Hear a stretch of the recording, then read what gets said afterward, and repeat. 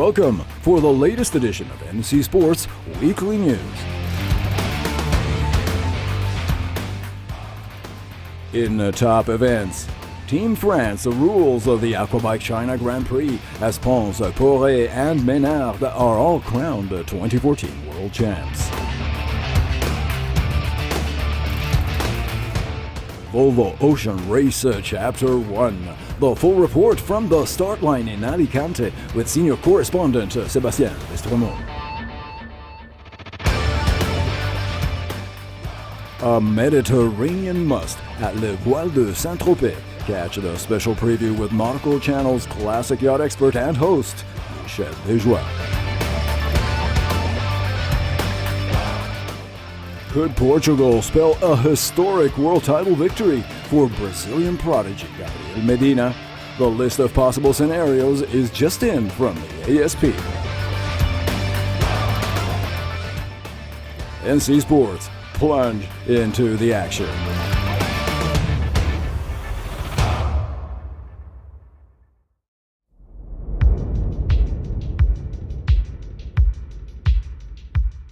Team France dominated the last bout of the Aquabike World Championship season thanks to a superb hat-trick at the China Grand Prix in Yuzhou over the weekend, with Teddy Pons, Jérémy Poret and Jennifer Ménard all winning their respective racing divisions. With a victory here in Heat 1 of the runabout category and adding 25 more points on the overall leaderboard, Teddy Pons did enough to secure the world title, posting a 133-point total for the season. Fellow Frenchman Jérémy Perez closes in second at 122, and Sweden's Adar Zakersblom in third with a 92. A great season for me, winning the UIM ABP Aquabike World Championship. It was a long and grueling season. I got second place in Qatar, third place in Italy, despite a lot of problems. Ibiza was great for me. It's where I got to the top of the world standings. And then here, Liuzhou, for the final. J'ai remporté le Grand Prix d'Ibiza, ça m'a permis de prendre la tête du championnat du monde et de la garder ici à Liuzhou pour la finale. Similarly, in the ski division, Jérémy Poret won both heats in China, bagging 50 points and securing his own 2014 World Championship. The USA's Chris McLuggage fought to the end but had to settle for second. While not racing here in Liuzhou, Portugal's Tiago Sousa took third overall in the season. It was a great season, but also a very difficult season, especially considering the battle with Chris McLuggage, and we fought it out until the last race. I won in Qatar, then he got the better of me in Milan and Ibiza, and then here I was able to win the final showdown, to win the Grand Prix and the world title. I'm very happy with this title because it was fought out at a very high level. Jennifer Ménard also confirmed her World Championship title here, taking both heats and pulling away from the pack at an astonishing 171 points. Virtually unbeaten in the season, Ménard was chased down by French teammate Estelle Poret for most of 2014, with 137 points and a second overall. While Italy's Marta Sorrentino was the third pilot on the China GP podium and in the season with 111 points. The season is finally over and I'm very happy. Unfortunately, I wasn't able to win all the races this year. The only one I didn't manage to win was Ibiza, but I'm very happy. I thank my parents and family, my mechanic who was great and carried me all season, and everyone who supported me. Freestyle brothers Rock and Nak Florjancic, of course, also reconfirmed their usual 1-2 world placements in this final stop in Yuzhou for the UIM ABP Tour. Always unrivaled at the top, the two Croatian superstars this year share the limelight with Italian Roberto Mariani in third.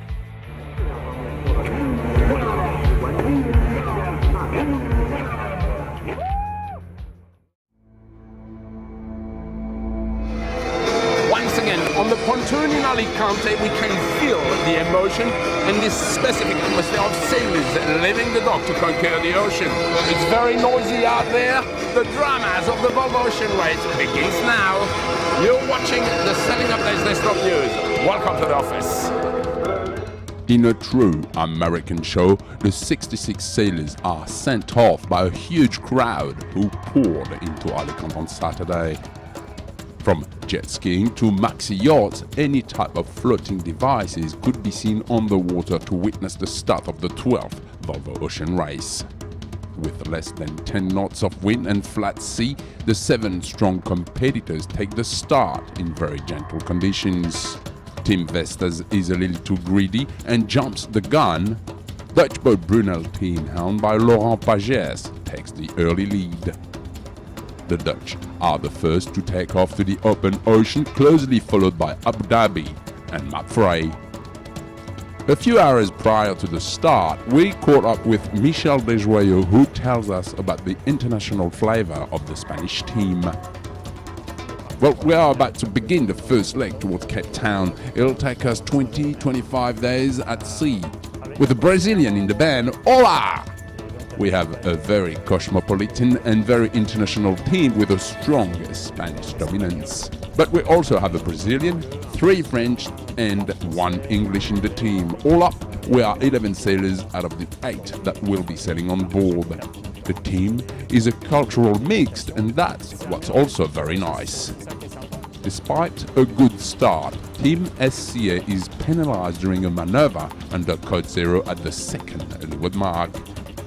However, by Monday morning at dawn and after 36 hours at sea, the female team is first to pass the Strait of Gibraltar. The 7 boats are now heading south and are expecting in Cape Town, South Africa, early November.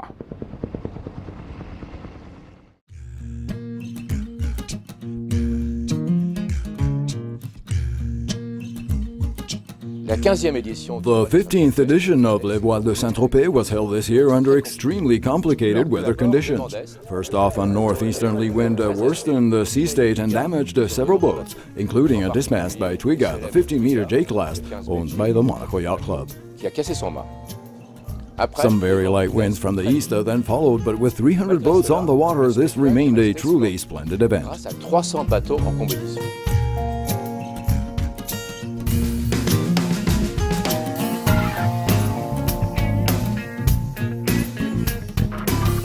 Notably, this year's edition saw the presence of 4 J-class from 1930, 4 J-15s from 1907, and of course all the maxi yachts, plus another 120 classic boats. Coming soon on Nautical Channel, we will be airing 2 different 26 specials, one on the modern boats and the other on the classic one. See you soon on Nautical Channel for a spectacular show at Les Voiles de Saint-Tropez.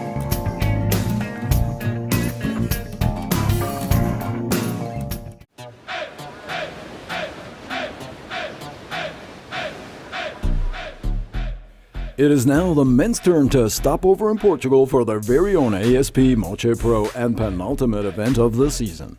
Of course, the duel at the top between Gabriel Medina and veteran Kelly Slater is taking center stage for this year's finale. Leading by just over 6,500 points, overall Gabriel could make his final move here in Peniche and become the first Brazilian to ever win an ASP World Championship.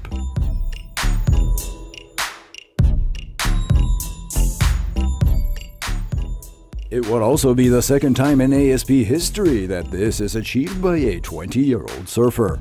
That other super young winner back in 1992 was, of course, American Kelly Slater himself, now 42 years old and 11 times world title holder. Ranked number 2 and on a steady upward pace this year, Slater is still very much in contention. But just about anything can happen, with Joel Parkinson, Mick Fanning, Taj Burrow, and Michel Dejoie also on the final stretch.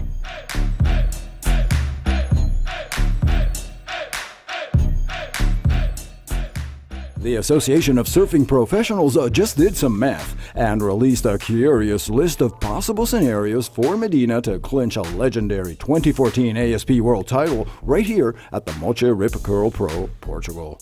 Or send the title race to the final event of the season at Pipeline in Hawaii. So here we go. If Medina wins Portugal, he will clinch the 2014 ASP World title. If Medina finishes in second place, Slater will need to win the event to send the title race to Pipeline. If Medina finishes third, Fanning or Slater will need to win the event to send the title race to Pipeline. If Medina finishes fifth, Fanning will need to win the event and or Slater will need to finish second or better.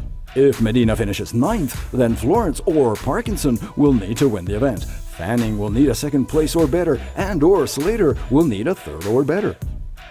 If Medina finishes 13th or worse, the title race will be decided in Hawaii.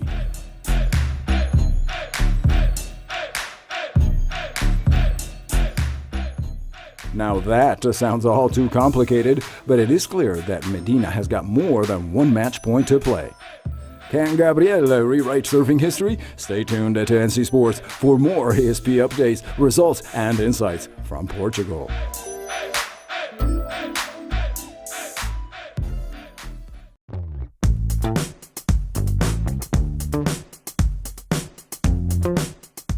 Hey windsurfing fans, the PWA is also nearing the season's end, so get a close-up look on the last Cool Water World Cup in Germany's Sylt. Watch this week's NC Sports Buzz, unscripted and unfiltered, premiering Saturday at 5 p.m., only on Nautical Channel.